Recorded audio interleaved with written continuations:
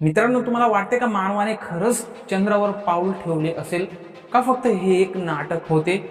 चला तर मग आज आपण या रहस्यावर थोडेफार चर्चा करूया. तर मग बघा, 1969 साली नासाने अपोलो 11 मिशनच्या अंतर्गत नील आर्मस्ट्रॉंग आणि त्यांच्या टीमला चंद्रावर पाठवले होते आणि त्यांनी चंद्रावर पहिले पाऊल ठेवले होते असे सांगितले जाते. पण काही संशोधक याच्यावर अजून पण विश्वास ठेवत नाही. त्यामुळे आपल्यासारख्या लोकांना पण अजूनही संशय वाटतो की हे खरंच आहे का? असे का वाटते? तर बघा, पहिला मुद्दा म्हणजे चंद्रावर वायू नाही, मग तिथे अमेरिकेचा झेंडा हलताना का दिसतो?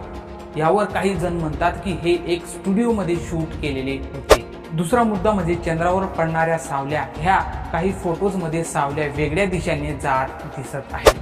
तर मग यावर असे वाटते की वेगवेगळ्या लाईट्सचा या ठिकाणी वापर केला गेला आहे. पण नासा म्हणते की हा एक परावर्तनाचा परिणाम आहे.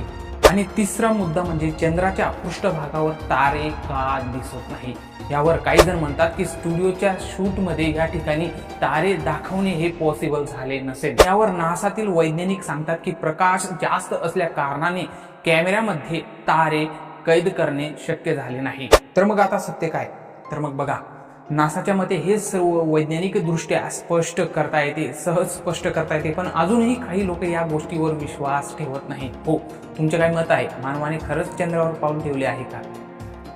कमेंट करा आणि अशाच व्हिडिओसाठी कनेक्टेड राहा.